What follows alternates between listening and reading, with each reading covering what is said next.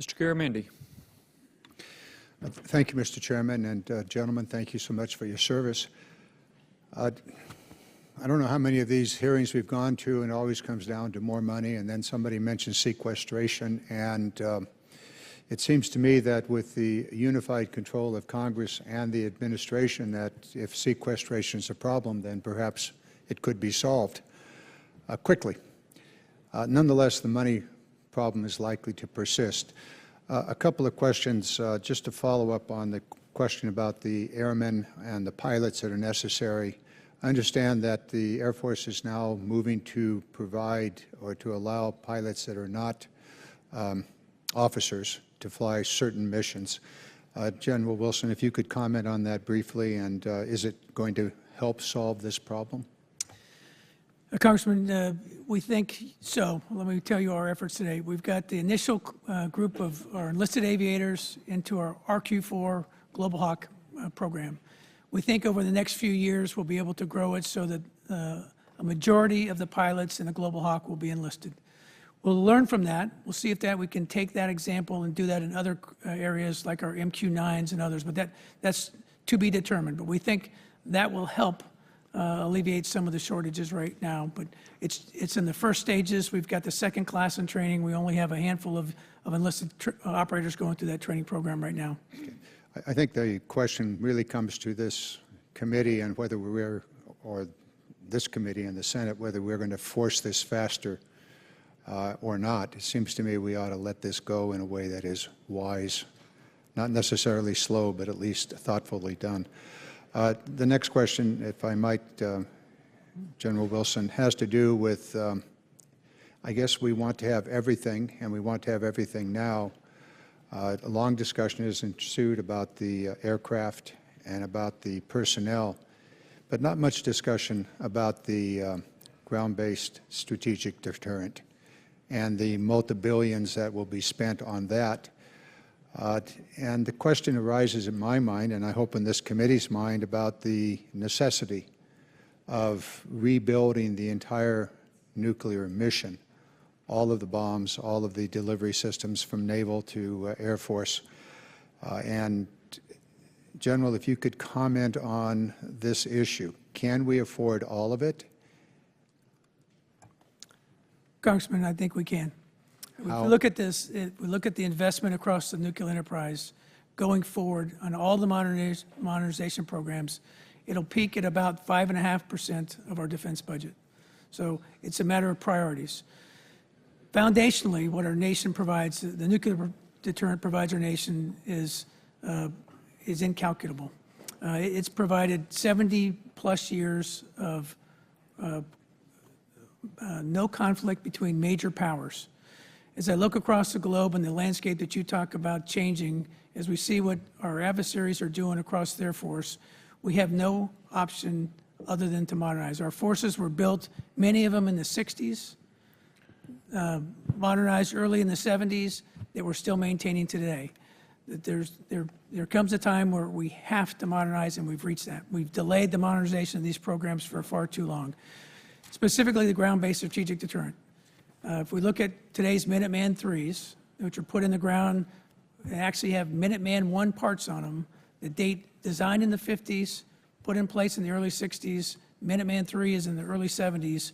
We're now having 50-year life cycles of these missiles. The strategic stability that they afford our nation is well worth the cost and investment going forward, and we welcome that discussion about the importance of the nuclear triad.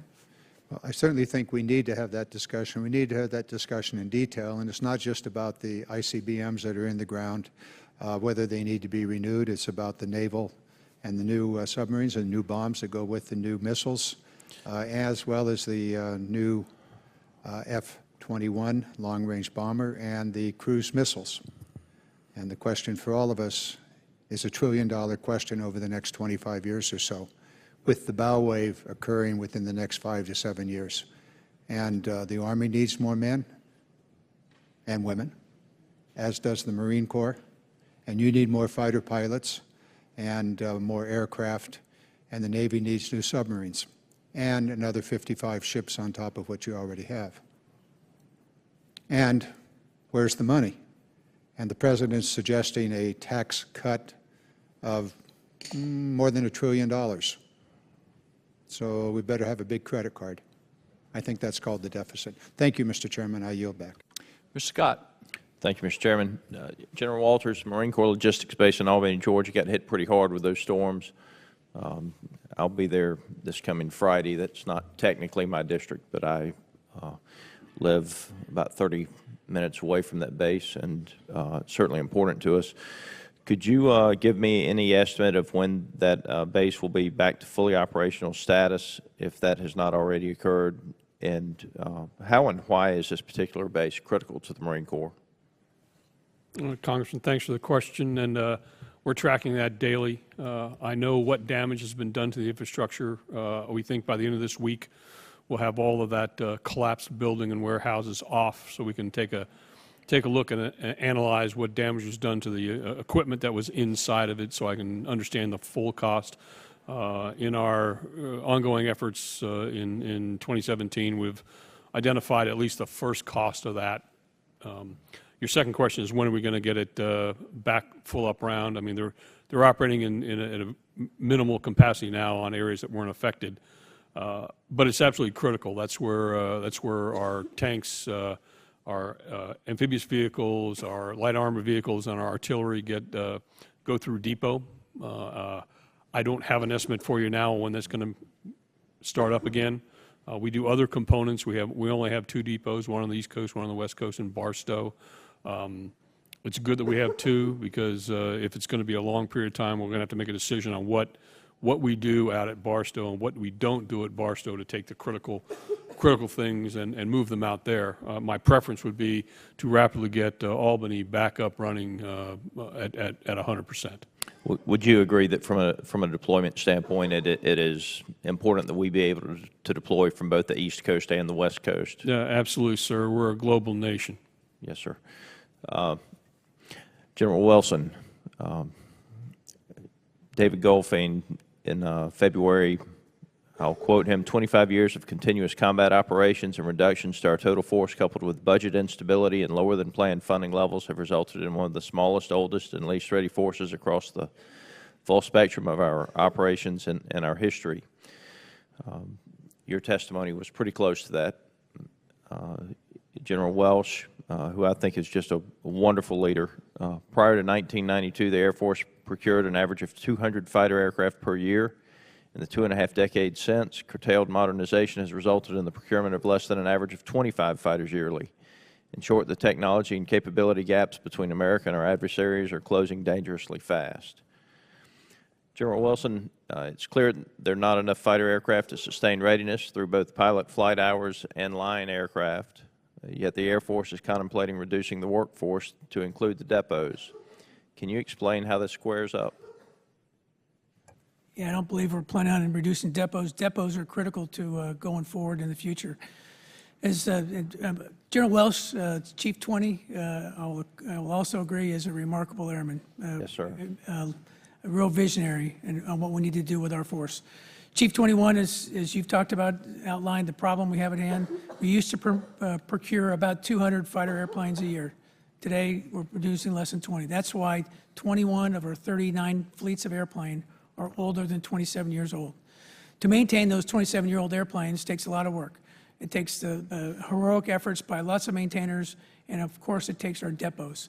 We have to actually get more out of our depots, because each time we bring in a new airplane or bring in an old airplane today, they're finding things that they've never found before, whether it be an F-16, a B-1, or C-5. They're finding things that they've never seen. So they're real artisans on how they fix these airplanes, and our depots will be critical to success going forward. One last question. I represent Robins Air Force Base, and a lot of those men and women work at Robins. And as you said, they're very skilled and talented, and without them, our planes wouldn't be able to fly today. When can we expect guidance issued down to the base level on the workforce? We hope that the guidance will come out this week of what's exempted in categories to allow our workforce to continue. As you know, we're still just digging out of the sequestration and the effects that that had, the furloughing of our civilians. Our civilian workforce is critical, whether it be maintaining our planes, sustaining them at operations across our Air Force, any reductions of that skilled workforce. And 96% of our civilians work outside of Washington, D.C. They work in our depots and our flight lines, and so we have to be able to sustain those and grow our civilian workforce. Thank you, gentlemen. Thank you for your service. Mr. O'Rourke. Thank you, Mr. Chairman, and thank you to each of the vice chiefs for your service, your leadership, and your testimony today. And I also really appreciate the guidance that you have given to Congress so far in repealing the Budget Control Act, ending this threat of sequestration, having budgets that are funded and predictable and consistent instead of having continuing resolutions, and pointing out the real value in a base realignment and closure process to be able to direct and focus resources where they're going to be most effective for our service members and our missions. And so on each of those, I'd like to be part of working with my colleagues from both sides of the aisle to get these things done. I think you've made a very good case for why we need to do it and why we need to do it now. For General Allen, the 3 of 58 brigade combat teams that are ready to fight tonight, I think one, it says something about our form of government that we would say that publicly in a meeting like this and advertise our state of preparedness or lack of preparedness to the rest of the world. But I understand we say these kind of things to make sure that we're making fully informed decisions, and I hope that your comments spur us to take the necessary actions to reverse this trend and to make sure that we are where we need to be. I'm guessing that whatever analogous body to HASC that exists in Russia is not talking about these preparedness levels in Russia in a public way, but generally speaking, could you tell us how we compare, if you can, in a setting like this one? Are they at 3 of 58? I got to be honest with you, Congressman. I don't have access to their unit status reporting. I do get ours every month, and so I have a fingertip feel for where we stand in the United States Army. And obviously, on behalf of the Congress, it's our responsibility to deliver the best readiness that we can at the funding levels that we have. And every commander in the field is getting after that, as you know, from Fort Bliss, Texas. I will offer, it is not all doom and gloom. You know, one of the biggest impacts for us in terms of elevating our readiness above what it is today is our personnel shortages. All right, it's the first thing we're doing with the increased authorization that you have given us in the NDAA this year, is to fill the holes in our current formations so that they can be manned at a level to deploy ready to fight, despite some of the medically non-deployable numbers that we have in our force. So we are absolutely committed to getting after that as our top priority. Let me ask you another question. What do you need above what was authorized in FY17 NDAA to meet the gaps that you highlighted today? What's a dollar amount that this committee should know about? Well, that work is going to happen next week. We got some initial guidance midweek this week from the Secretary of Defense on how to approach this. As you know from the memo being published publicly, the first priority is that which can deliver readiness immediately in 17 and 18. Then it is achieving a better balanced force, i.e. fill in the holes in our current formation. And then it's building the joint force that we need for the future. And we are aggressively working with the OSD staff to finalize exactly what that figure will look like, and we will be getting that to you as quickly as we can. Last question, you may not have enough time to answer, and if not, we'll take it for the record, but the tempo of the last 16 years of combat in Afghanistan and Iraq have really taken a toll, certainly on our service members, on their units, on their families. And I'm really interested on where we are in moving to the Army Sustainable readiness model to replace the Army force generation model that is probably was appropriate for some of our needs at the time, but long-term I think is compromising readiness and unit cohesion. I know you only have 15 seconds left. If you want to answer for the record, I'd be happy to take that. You're absolutely correct. It is a top priority. Army Forces Command is running a pilot now with units across the total force using this new model. The goal is to be able to sustain readiness of our forces across time, regardless of their deployment status. The goal is 2/3 of our force ready to deploy at any moment in time. And we are absolutely getting after that. Thank you. Mr. Byrne. Thank you, Mr. Chairman. And gentlemen, thank you for your service to our country and your time with us today. Admiral Moran, the preponderance of our current 274-ship Navy was constituted as a result of the Reagan-era 600-ship Navy. These ships were built throughout the 1980s and 90s. Many of them have reached or are beyond their original service life expectancy. In your best military judgment, are we building, and are we capable of building, given our shipyard capacity, enough ships to not only maintain this already hazardly low 274-ship Navy in the battle force, but to also increase it to the 355 ships as called for in the latest force structure assessment? Congressman, thanks for the question. You're absolutely right that for the last couple decades we've been living off the fat, if you will, of that Reagan-era buildup, but it's coming home to roost now. Back then we used to build up to 5 DDGs a year. Today we're fortunate to get 2 to 3 a year. So when you look at the math, it doesn't add up over time as that Reagan-era buildup starts to decommission because they've reached the end of their life, and we're not building at a rate to replace them. We have programmed in 17 and 18, as we are beginning that program look now, to arrest the decline in our total numbers. That is why we've come down since 9/11 from 316 ships to 275 today. We just have not been replenishing them at the same rate as they've been going out. So we've taken a hard look at whether there is industrial capacity to not only arrest the decline, but to start to climb back out of it. And there is industrial capacity to do it. We have vendors and sub-vendors, though, that are in short supply that we have to begin to have that conversation with. So to General Allen's point, once we get past this year and the immediate readiness needs, we are going to take a hard look along with the OSD to determine what the strategy calls for and the size and shape and function of this force, the joint force in the future. We're prepared, and I think we can go to a higher ramp earlier than is currently programmed, but the resourcing clearly is not there.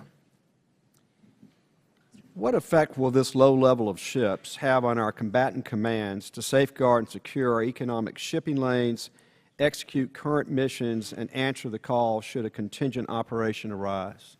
Sir, today we satisfy about 40% of the combatant commander requests for naval forces, 40%. And that is why the size of the Navy we have today is too small. It's also why that small Navy is being driven at a higher up tempo year after year. And that higher up tempo is driving up maintenance requirements, delays in shipyards, and our ability to get that force back at sea. So our ability to satisfy growing combatant commander requirements is not going to be satisfying to anyone in the near future unless we have a larger Navy. Can you expand upon why the Navy is unique compared to the other services with regards to why the Navy should invest current readiness funds into shipbuilding and the impact that that has on the future readiness of the Navy? Yes, sir. Clearly it takes a long time to build a capital ship or any ship of the line. So when we invest money in current year dollars or near year dollars, it takes several years for that capability to deliver. So we are unique in that from that standpoint. The number of years it takes to deliver an aircraft carrier or a ballistic submarine or a high-end destroyer is well beyond the FIDP in many cases. So it has an impact over long-term readiness if we don't invest now.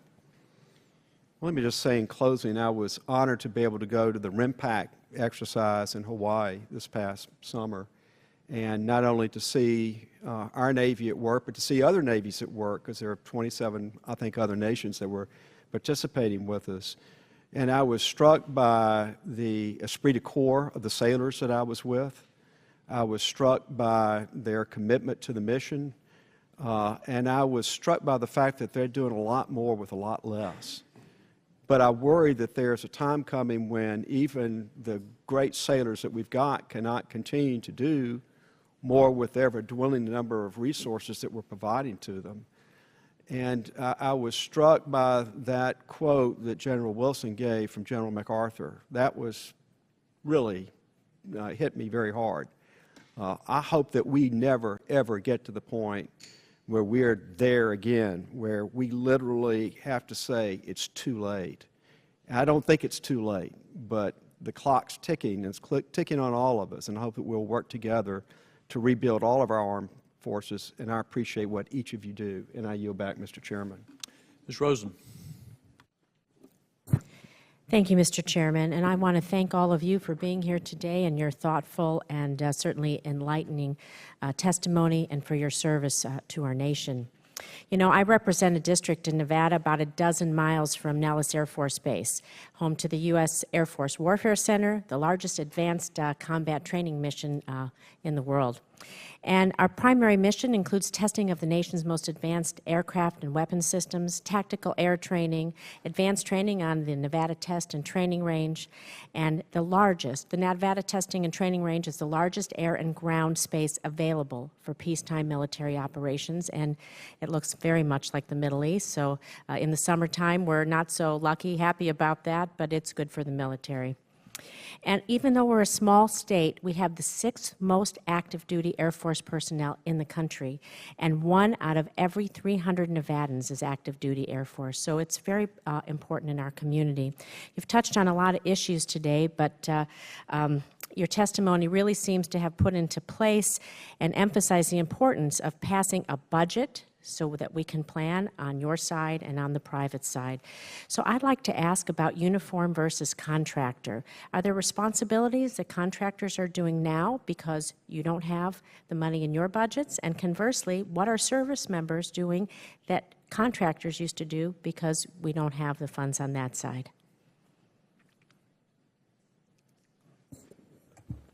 Congresswoman, we've got contractors involved in all aspects of our organization. So today, for example, at Laughlin Air Force Base, one of our pilot training bases, it's contract maintenance. So they're doing all the flight line maintenance.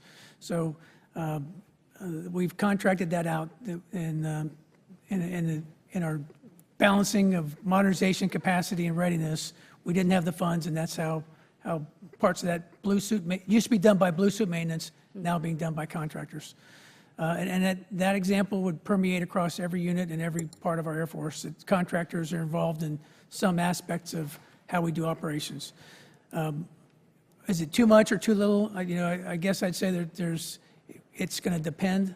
There's areas that we think should be more, in our case, Air Force blue suit maintenance or blue suit operations, but we're having to rely on contractors because we don't have the people that we once had to be able to do that.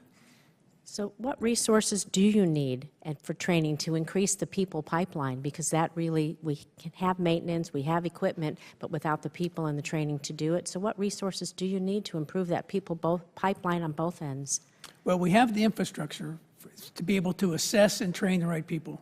We need the authorizations for the people and the funding that goes with it to be able to do that. Thank you. So I yield back my time. Mr. Whitman. Thank you, Mr. Chairman. Gentlemen, thank you so much for joining us today, and thanks again for your service. Admiral Moran, I'd like to begin with you and ask you to elaborate on the backlog of maintenance that we're seeing within the Navy. And I'm going to go right to our aircraft carriers. As you know, the CNO has said he wants to stay on 7-month deployment schedules. There's been delays of CVNs getting to the yard. When that happens, it also has an impact on maintenance availabilities and therefore deployment schedules. training schedules, and now we're seeing that reverberate down to our SSN, our attack submarines, because all of this work on our nuclear ships, as you know, has to be done at our public shipyards. Give me your perspective in several ways. First of all, we're now seeing the impact on SSNs, with the USS Boise now being tied up at the dock, one of our active attack submarines, tied up at the dock for 2 years before maintenance will begin. And again, that takes a while before she gets back to the fleet, and another 5 getting ready to be tied up at the dock, awaiting maintenance, again, for that 2-year period before the first work gets done. You have that. You have carrier gaps now in the Persian Gulf.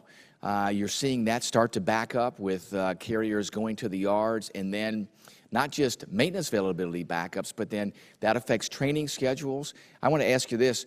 Are you going to change deployment schedules, lengthen them from 7 months? Will training times, pre-deployment workups, will they get shortened? How are you going to deal with this to make sure that all of these ships get to the yard, get maintained, get back to the fleet? If we're going to get to 355 ships, we have got to do all possible to maintain the ships that we have. Congressman, thanks for your question. It's a very complex answer. Yeah. I'll try to keep it Okay. simple. Okay. When we hit sequestration and furlough back in 2013, we saw several of our civilian sailors in our yards leave who were eligible for retirement, eligible to move on, just because they were tired of dealing with this kind of uncertainty. Yeah.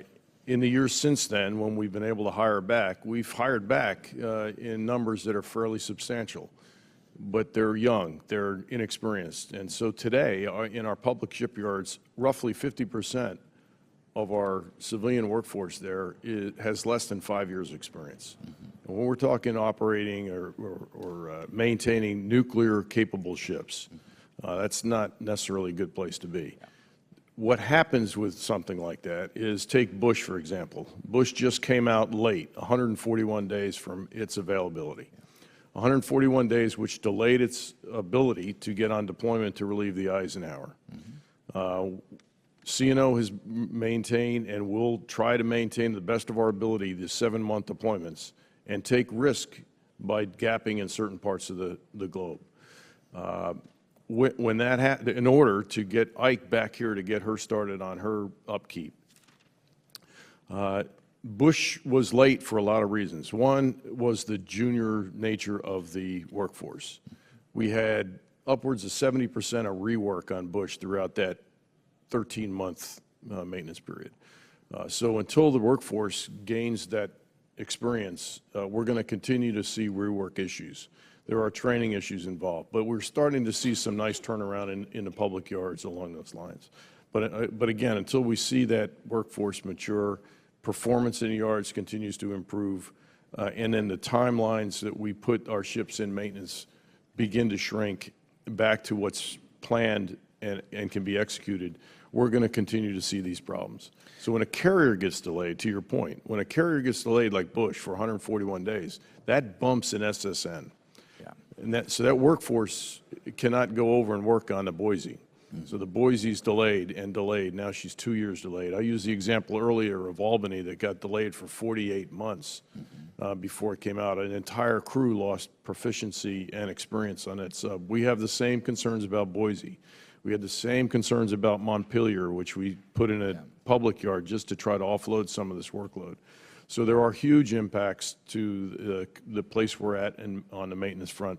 On the public yards, we're trying to spread it with the private as best we can, but it's just going to take time and resources, as been highlighted here. Very quickly, what can you do to mitigate this backlog? Because the backlog's only going to grow. You can't gain back time. You can't gain back workforce experience to be able to accelerate that. I mean, you can hire up in the yards, but you're still hiring new people, so the proficiency there is not going to be there. How do you gain that back? Yes, sir. I can answer that for the record. Quickly, though, it is by sticking to the deployment lengths that we have so we don't wear out the equipment so much that when it gets back in the yards, it's got to go for longer periods of time. Very good. Thank you, Mr. Chairman. I yield back. Mr. Larson. Thank you, Mr. Chairman. Admiral Moran, you mentioned in your testimony about discussed aviation readiness. I note that you're your CO VP46, and now we've moved on to P8s. They're relatively new. The Growlers are Super Hornet derivatives. They're fairly new. So what class of aviation in the Navy is really a focus for readiness and maintenance? The focus right now is clearly with our partners in the Marine Corps on our Legacy Hornet fleet and the beginning bow wave of Super Hornets who we're flying harder and more often than we would have because of the issues in the Legacy fleet. So it's a twofer. The strike fighter community is definitely the focus of our energy right now. General Walters, do you want to comment on that? Sir, it's our focus, also our biggest challenge, and I would throw in our 53Ks, our old heavy lift helicopters, and our V-22s by capacity. Those are all the three priorities for us, sir. Where the focus is great. Admiral Moran, back to you on an issue regarding the Growlers and the OBOGs problem. Can you, so I understand that physiological event team is investigating a variety of solutions for the OBOGs issue.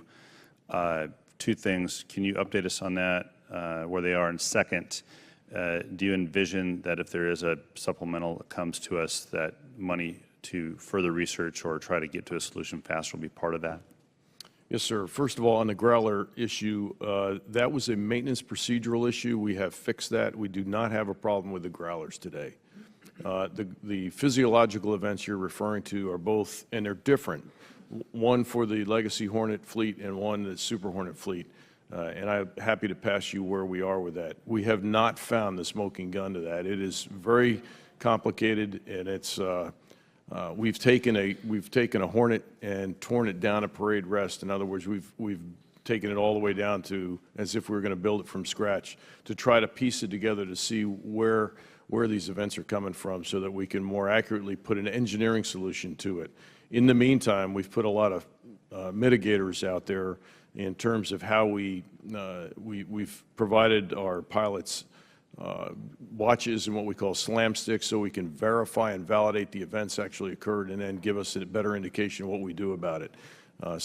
And we've also put decompression chambers, portable decompression chambers on our deployed carriers so that if we do have an event, we don't take any added risk for our pilots going through any kind of physiological event.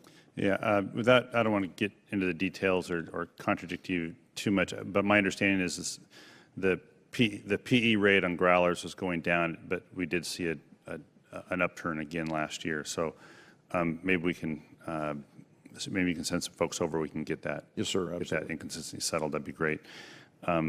Since we at Naval Station Everett or Naval Air Station Woodby Island, we've home to the Growlers there. I'll just pick one of the services rather than have all of you discuss it. Maybe the Air Force on building and rebuilding the force. How are you? This is really more on the building the force and the area of cybersecurity, because we're really not rebuilding forces there. We're trying to build up the cadre. So how do you envision that balance between, say, active duty, reserve or National Guard, and use of private sector? Well, we need to use... And the personnel side. Sure, we need to use all of it. I'll use an example. Recently, we had a guardsman in California who went to cyber training for the Air Force.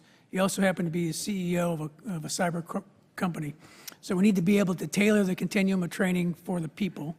And we see it across our both Guard and Reserve, they got some really skilled people in the cyber area that we need to, they don't need to do a cookie cutter type training for somebody newly assessing in. So do you have the flexibility in personnel systems in the Air Force to be able to do that, or do you feel stuck at all?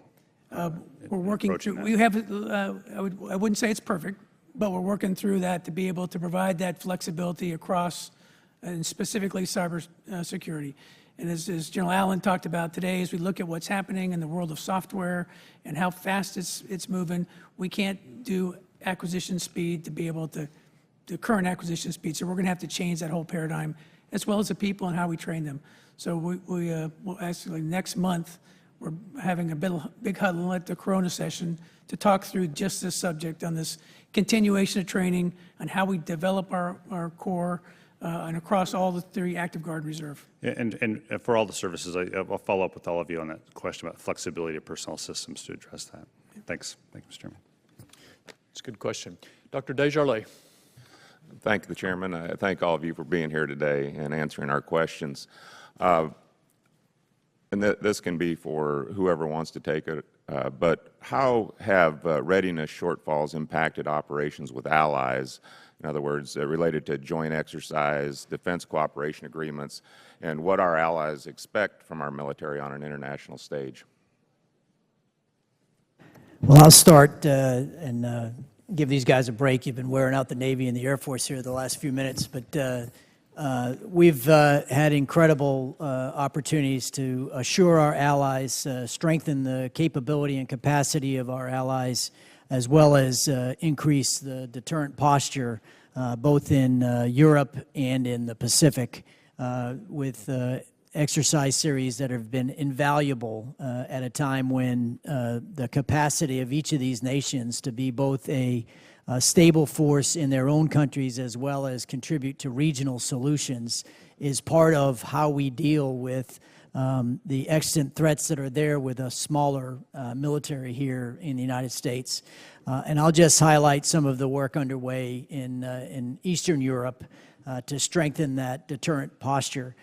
We recently deployed 3rd Brigade, 4th Infantry Division that will start our heel-to-toe rotations of a constant Armor Brigade combat team presence in Eastern Europe.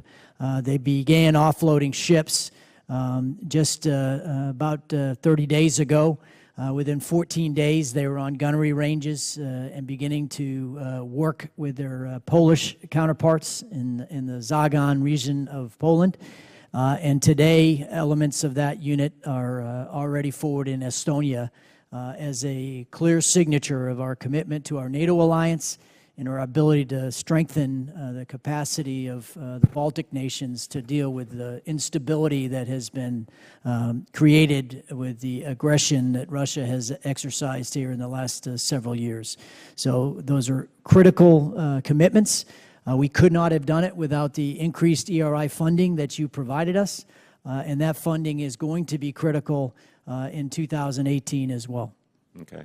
I guess, I mean, that's good to hear, but are there any rumblings in terms of our allies having concerns? What we're hearing today about our lack of readiness, does that give them trepidation as far as our ability to step up and honor our agreements?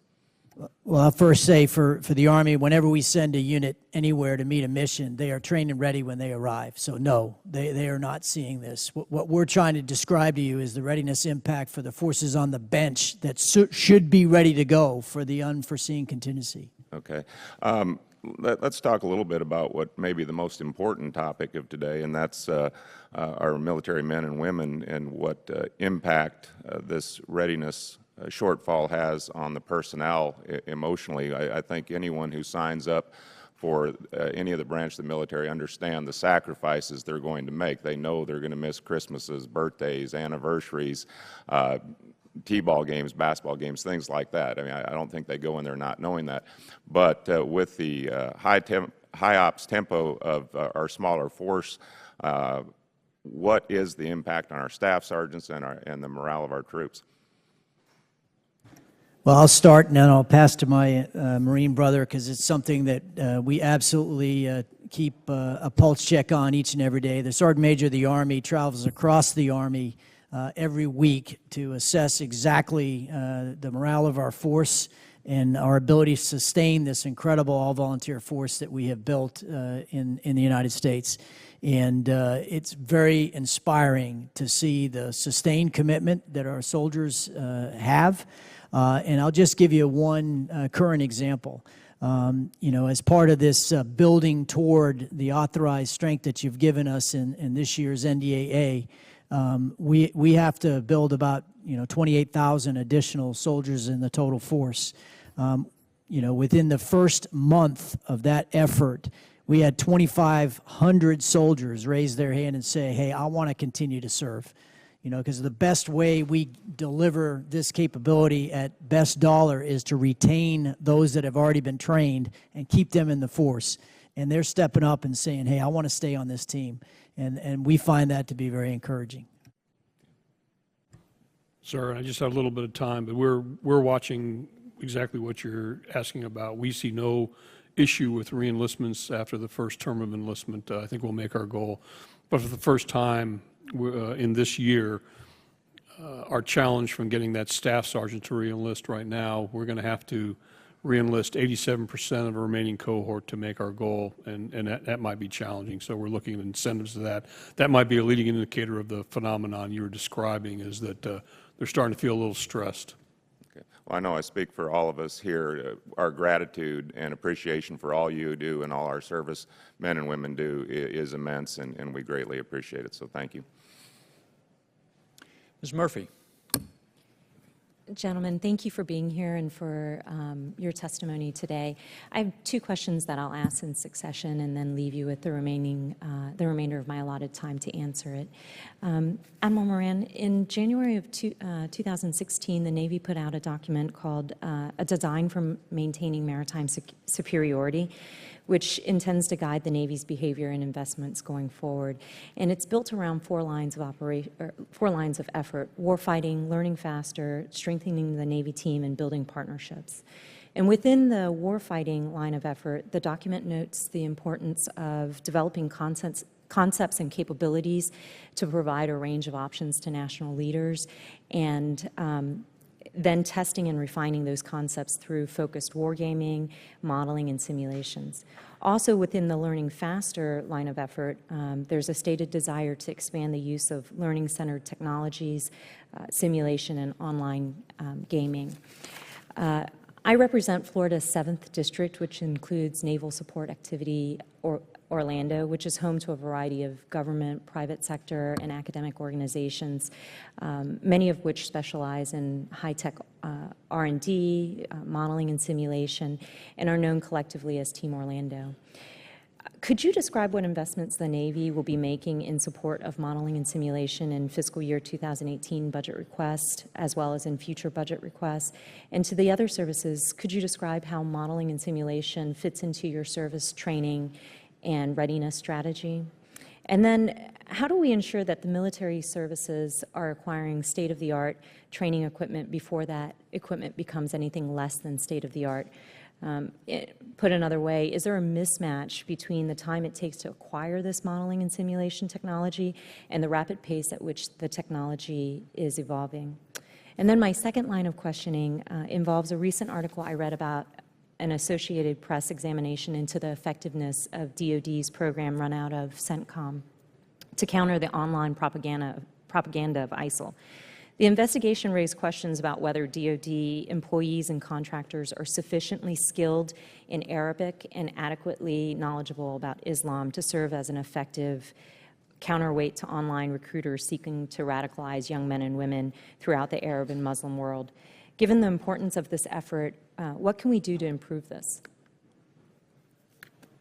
Congressman, I'll start. I'll tackle the training piece here. I think I can speak for most everybody at the table. All of us are incredibly interested in this technology.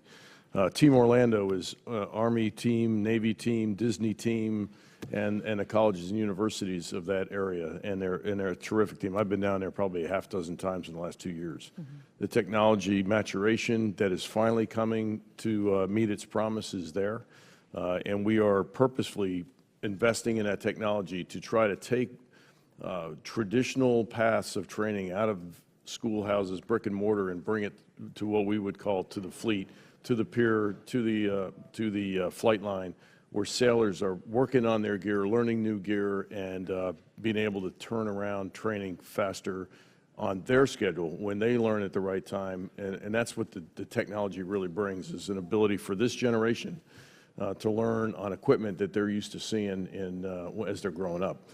So we're the ones that have to mature our own our training program. So that is actively going on. You heard earlier General Wilson talk about live virtual constructive. That is also a key component, because all of our weapon systems, the ranges of which we operate this gear now is extended well beyond the reach of some of our ranges out there. So this technology can bring that in closer. So to give others time to talk, I would leave it with you there. Everybody, especially on our side, we are actively investing because it is going to save us money in the long haul. Thank you. And I'll just pile on, given that he highlighted the teamwork we have there in Orlando.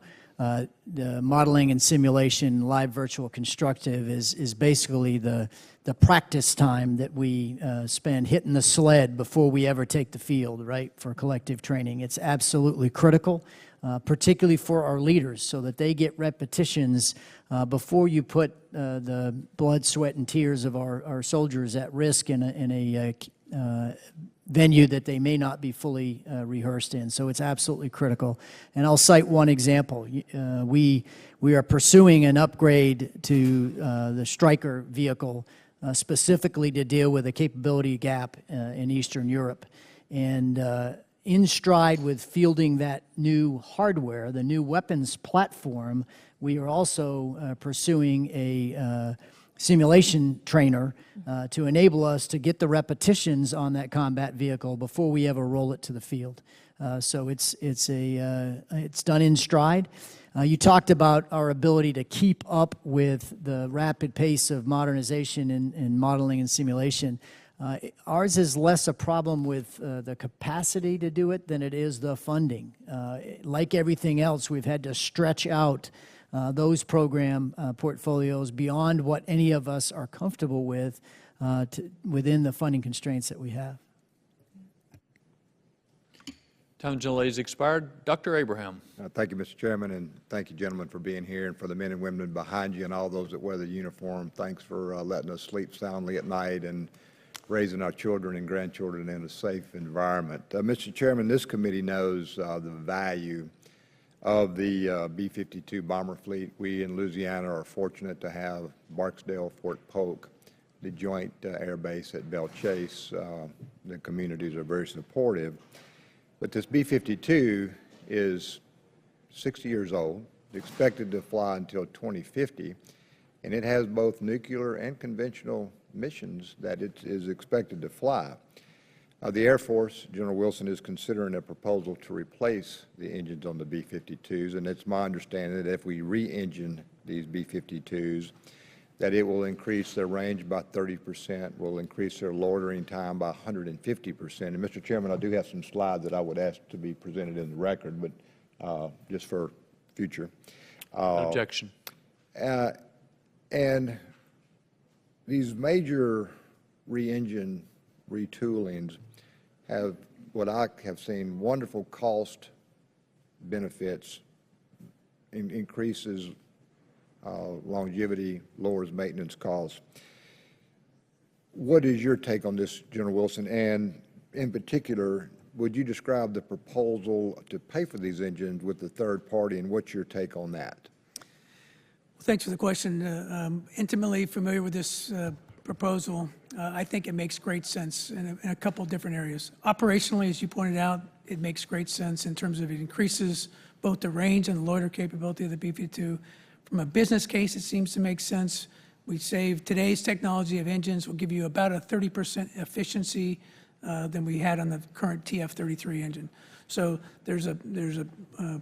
it's more efficient in terms of it costs less in terms to fly it. It costs less in terms of people because the current technology will put an engine on a wing and they won't take it off for 10,000 hours. There's a lot of manpower savings and time savings in keeping those engines updated and upgraded and running on the wing. So to me, it makes great sense. The question is, how do we pay for it? If we had it in our budget, we'd buy it, but we don't have it. So we looked at, are there creative ways we can do this through third-party financing, and a team's exploring just that and to see if we can, if it makes a business case through a third party to do it. But ultimately, I'd say if we had the money, we'd do it. Does the airport support the third party way? I haven't seen the specifics from the third party back on how we'll do that. We have a team in the Pentagon who are working that right now with the third-party finance folks to see how we'd bring that forward. Okay, thank you. And one other question for you, General Wilson. Let me switch planes. I want to get your thoughts on the service life extension of the F-15. Where is that going? How's it being put out there? Is it going to work? We don't know. We're going to do some modernization to our fourth-generation fighters. We have to, whether it be new radars or new equipment on it. Our F-15s are going to reach a point in the future where Structurally, it's going to cost too much to maintain them, and we're looking for options to see how do we maintain or what are some other options to ensure we have the capacity of our fourth-generation fighter fleet going forward. Yeah, I'm just afraid if we don't do something, we've got this critical gap that we've all alluded to this morning, and as we all know, the active guard reserve, everybody depends on this F-15 aircraft as a strike fighter. Thank you, Mr. Chairman. I yield back. Ms. Spear. Thank you, Mr. Chairman. Thank you for your extraordinary service to our country and to each and every one of you. General Petraeus was here last week, and 6 months ago in the Wall Street Journal, he penned an op-ed in which he said, "There is no crisis in military readiness." In fact, he said, "The current national defense budget of over $600 billion a year far exceeds the Cold War average of about $525 billion adjusted for inflation. Assuming no return to sequestration as occurred in 2013, the Pentagon budgets to buy equipment now exceeds $100 billion a year, a healthy and sustainable level. The so-called procurement holiday of the 90s and early 2000s is over." So, on the one hand, you're making statements about readiness. I realize that General Petraeus is no longer in service, but he suggests that we have enough money. What would be your comment to that, General Allen? Thank you, Congresswoman Spear, for the opportunity to answer a great question. And I can only say the facts as they affect the United States Army. Our modernization budget, which is how we build future readiness against the forces we will face in the future, is 50% of what it was in 2009.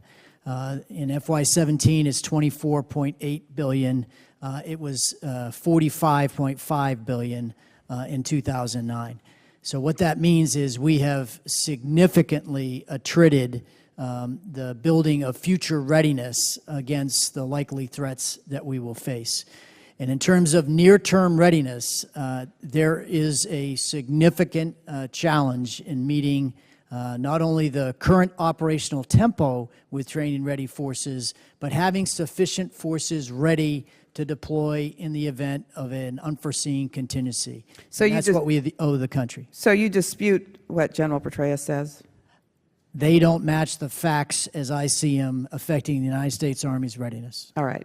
I think maybe more than one of you referenced the base inventory surplus of some 25%, which is a mind-boggling number. For each of you, would you tell us what that means in costs we are putting out for surplus bases? I'll start with part of it. So today, we maintain our facilities at a rate of 1.5% recapitalization. So said another way, it takes 129 years to recapitalize our bases. We have a $25 billion backlog of modernization projects across our bases. We could smartly reduce the infrastructure, target where it would be needed going forward, and be able to invest that money into future facilities. Today, in terms of MILCON constructions at our bases, we only fund new mission or those that directly support the COCOM's combatant commanders' needs. We have lots of places, whether it be dorms or child care, education centers, gymnasiums that are not where they need to be in terms of facilities, but yet we maintain those facilities across too many bases, and we think we can reduce some of that. The largest BRAC in the past has reduced infrastructure about 5%.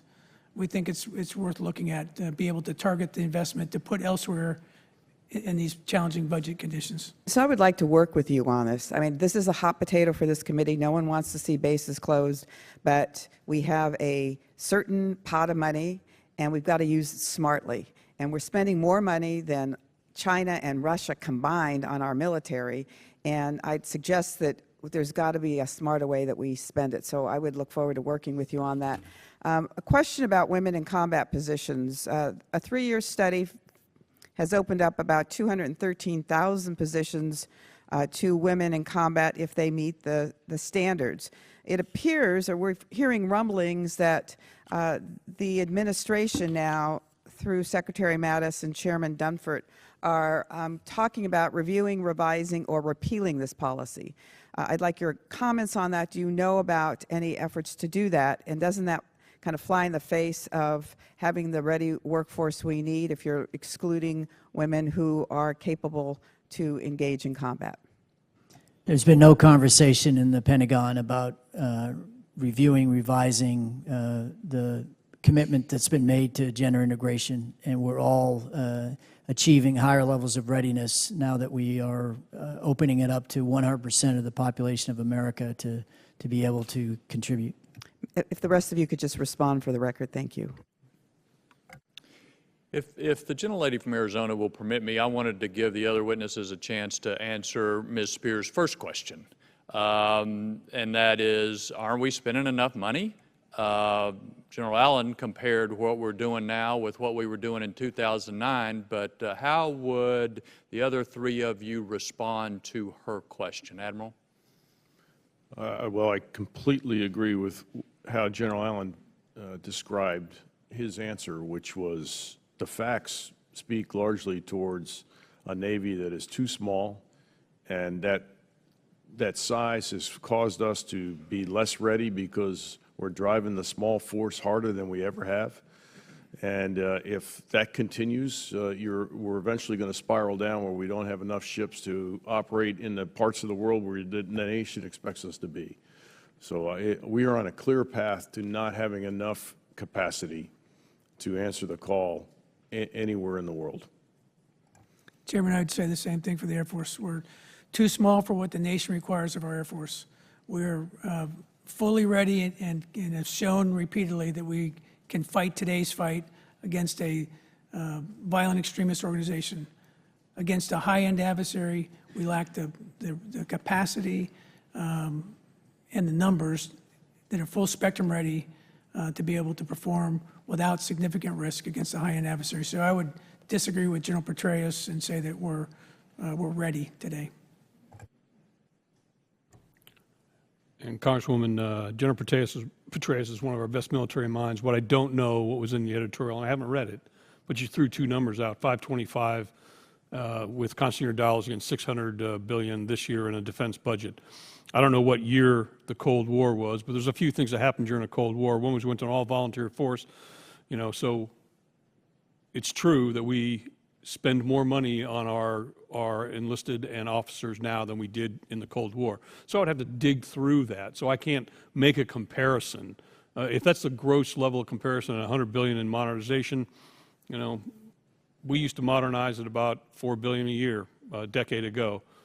We just crested the $1.5 billion mark per year. That's all we spend out of a $24 billion budget. It's about 7%. It ought to be about 15%. I don't know any large organization that does not recapitalize its capital infrastructure at less than a 15% annum rate. So there's an apples and apples here somewhere, but I think the discussion is an apples and oranges right now, ma'am. Well, fair point. We don't know the context, but I just thought everybody ought to have a chance to answer the general question. I appreciate the gentlelady's patience. Ms. McSally. Thank you, Mr. Chairman. General Wilson, your testimony and the discussion today about pilot shortage and readiness has been very important. I remember as a young officer us making fun of our Soviet counterparts who didn't have the money to get the training hours so that they were practicing their maneuvers on sticks. Now it seems like we're in the situation where our guys and gals are not flying what they need in order to stay ready. So we've heard a lot about that today, but can you compare with what we know about how that compares to Russia and China and what their pilots are getting? I can't specifically speak on what Russia and China are doing. I would say that today in our combat air forces, we're flying less hours and sorties than we were at the bottom of the Hollow Force in the late 70s. Yeah. And we need to turn that around. Is it possible to hear back for the record what we know or the assessment or from appropriate agencies on the comparison? Because that's obviously of deep concern to us. We will do that. Additionally, the fighter pilot shortage we're very aware of. I have good friends that are moving out. There's push-pull factors, as you know. morale and mission focus and the ability to do their job in the military, plus the airlines are hiring. We've got the numbers on the record. Are there creative solutions being discussed where it's not just a win-lose between us and the airlines, but a win-win to include leaves of absence or gray-beard programs, or those that I know many who left for the airlines and they would love to come back for maybe 2 or 3 years and be a part of the mission again, but then be willing, be able to go back. What sort of creative solutions are you discussing? So this isn't just a one small pie being in a win-lose situation. Yeah, Congressman, that's exactly what we're looking at. We're looking at any and all those options to make this a win-win. As we mentioned earlier, the airlines are hiring 4,000 a year. We're producing amongst all three of us about 2,000 a year. So we've got to find creative ways to do it differently. Whether people can take leave of absences and come back, whether we can seamlessly transition between active guard, reserve, civilian airlines and be able to do that, we're looking at any and all options. Great, thanks. And similarly, on the maintenance front, we've got 3,500 short in maintenance, but while you were downsizing, you pushed thousands of maintenance guys out. Some of them didn't want to leave. Are we reaching back to them? Instead of having to train new people out of basic training, bring back those who left at 6 years, 10 years, 12 years. Give them the option to come back in so that we're bringing that experience back. Yes, that's being looked at also. Great, thank you. General Allen, Fort Huachuca is in my district. A lot of discussion today about readiness of the conventional force, brigade, combat teams, which are important. But we also have asymmetrical capabilities like electronic warfare, intel, others. Can you talk about our readiness specifically of EW, say, and some of these other asymmetrical areas that don't get the same amount of attention? Well, thank you, ma'am, and they are getting a significant amount of attention from us. We recognize the capability, the gap that we have, particularly in electronic warfare, in cyber, and across the electromagnetic spectrum.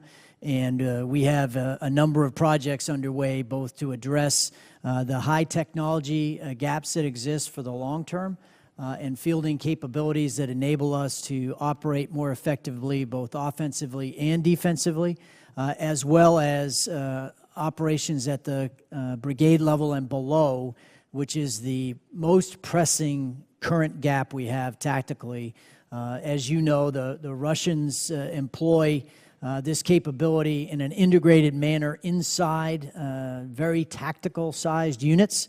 We have historically kept that at echelons above division, and so we are looking at how to better integrate this capability to enable us to dominate, if necessary, against near-peer competitors, where we know that we will face a very congested cyberspace environment.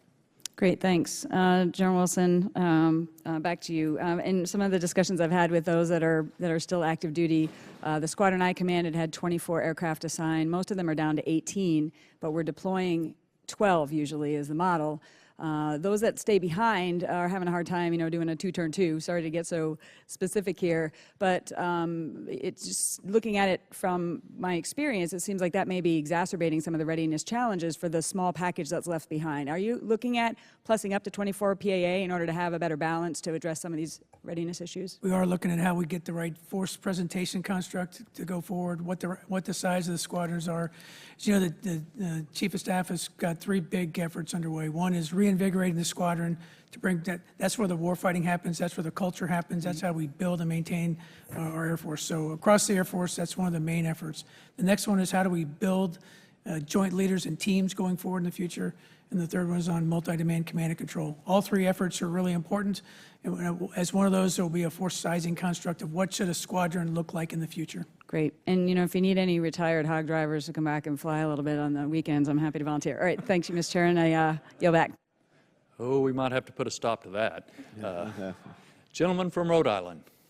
Thank you, Mr. Chairman. I want to thank our witnesses for your testimony today, most especially for your service to our nation and, of course, the men and women under your command for their service as well.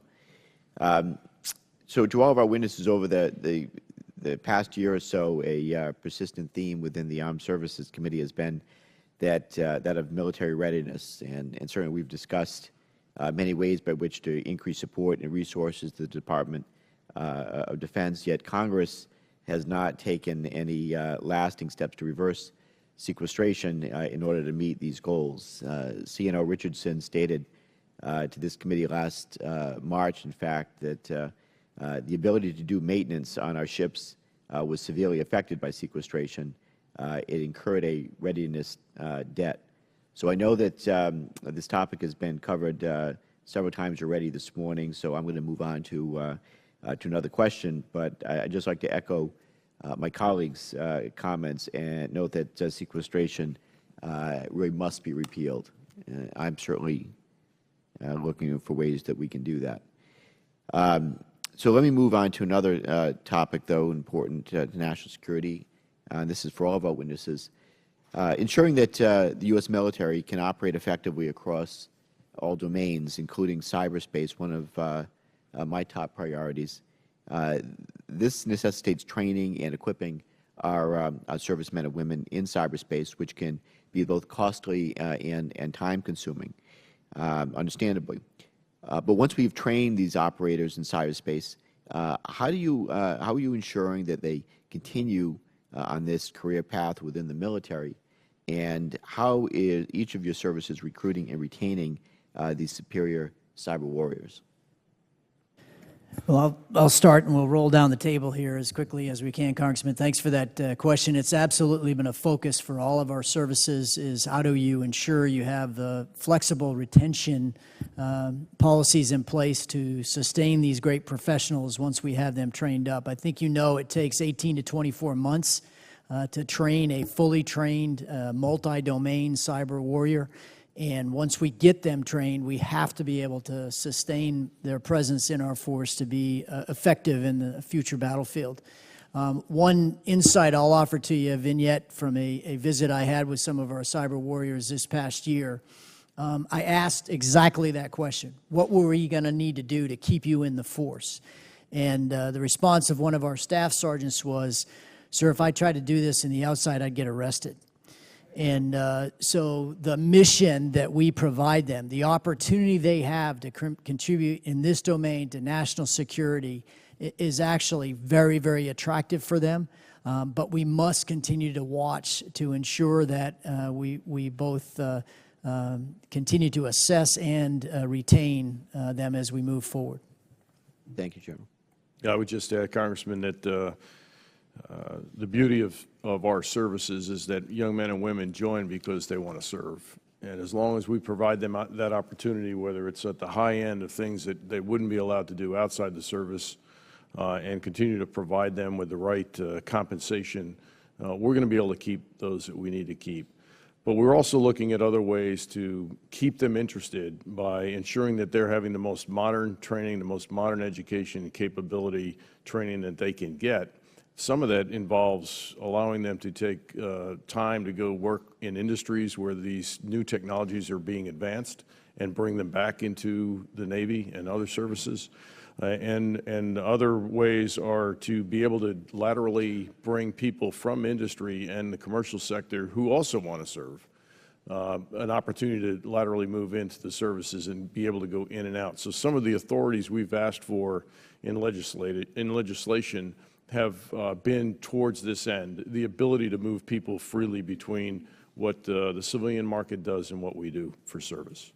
And on that point, Admiral, I just mentioned that I authored the provision along with the support with the chairman that brought down a lot of those barriers that allowed us to bring up in private sector talent for a period of time, and same thing, allow our men and women in uniform to also for a period of time be in the private sector to learn best practices and up-to-date skills there. So I agree with you on that. Thank you for that. Yes, sir. I'd make it real quick is to say, we're blessed and we get the best and brightest young people America has to offer to join our services. So we start with good people. We get them the right education, training, experience. We make sure they're confident and proud of what they do and personally, professionally fulfilled. And we got efforts in all those little boxes to make sure we're doing that smartly and rightly. And how do we partner with our civilian partners to make sure that personally and professionally fulfilled, to retain them over time is important. I'm with them, sir. Thank you, General. I just hope that just in closing that we're also maintaining the career path for them to be able to advance in their careers to the next ranks, while at the same time keeping them in this highly in-demand field. Because cyber's not going away anytime soon. So thank you all, and I'll yield back. And just piggybacking on Mr. Langevin's point, and Ms. McSally's point about bringing in maintainers laterally or something. I mean, I trust y'all are all looking at these authorities for bringing in folks and also for their promotion, their career track, what happens then. Certainly, it's something that we are interested in assisting you with if some change in statute or some sort of authority, and I'm going to trust y'all as you look at it to let us know what you find, whether it's cyber or these other areas. I just want to touch on a couple things right quick. Admiral Moran already answered the question, what happens without a supplemental this year? He said they got to decommission air wings, et cetera. Have the others of you looked at what you would have to do if there is no supplemental and funding is flat for the remainder of the fiscal year? I'll start. Chairman, as we've looked at this, a year-long CR puts us into sequestration-type actions. To make up a $1.5 billion shortfall right now, the only place we can go is our readiness accounts. So we'd have to go after flying hours, WSS, FRSM. It would have a dramatic impact on us. So that's why it's really important that we get an appropriations bill. Sir, for us, the shining example is we would stop flying in about July. Completely? Yes, sir. Caveated by the guys that are forward will still fly. All the flying back in the continental United States, all the training would cease without the supplemental, and that includes the parts money and the flying hour money. That's what happened to us. Okay. And Chairman, for the United States Army, the increased authorization to a active force of 476,000, a total force of 1.018 million. Without the funding for that increase, we would set the conditions for a hollow force, which is absolutely unacceptable. And it will be felt by those forces preparing to deploy, because as with the Marine Corps, we will continue to deliver training-ready forces for the known demands that we have. But our bench will be repleted, and our equipment, training, and personnel readiness will all begin to suffer. Thank you. Admiral, we've made brief reference, but we really haven't talked about carrier gap today. We've talked a lot about readiness, but there's also the issue of whether we can be where we need to be when we need to be there. And I don't know how much detail you can get into in this forum, but can you describe briefly the concern about not having a carrier in key theaters at some points? Yes, sir. I'll use what I believe is a great example. A couple years ago, when you recall, ISIS took a bunch of Yazidis and hostage on a hilltop in northern Iraq, and National Command Authority wanted to be able to go push back that force. At the time, just based on agreements with partners in the region, the aircraft carrier and its component air wing and support ships was the only force really that was able to provide that top cover for about 54 consecutive days. The fact that we were there as part of a normal rotation allowed for that contingency. So every time you take a gap in areas where we've got troops on the ground, we've got combat ongoing, and you don't have that capability at sea, in the Gulf, Eastern Med, South China Sea, and something erupts, we're not going to get there in time, to go back to the original discussion. So the idea of our global presence is to be there when things do erupt and try to prevent things from happening in the first place. But it is true, is it not, that in recent years we have had what we call a carrier gap, where we have not had a carrier, for example, in the Persian Gulf or in other key places around the world? Yes, sir, that is true. As recent as just the last few months, when Ike returned home and Bush was late, as we talked about earlier, Bush was late getting out of the yards. We chose to bring Ike back at her 7-month point so we could get her back in the maintenance lineup. Now, that was all done jointly with the Joint Staff, but clearly for that period of time, there was no carrier in the Gulf. Yeah. Well, I want to thank you all. I am struck, and I don't remember which one of you made this comment, but one of the service chiefs in a meeting with the committee last year said the price for a lack of readiness is higher casualties. One of you mentioned that earlier today. I made some offhanded reference to the Super Bowl about if you don't get to practice and then you go play the Super Bowl. The difference in this Super Bowl is there are lives at stake. And I know y'all are acutely aware of that. I think members of the committee are. But it just adds a sense of importance and urgency to our joint work to get these problems fixed that we have identified today. Y'all have been helpful. Thank you for being here. The hearing stands adjourned.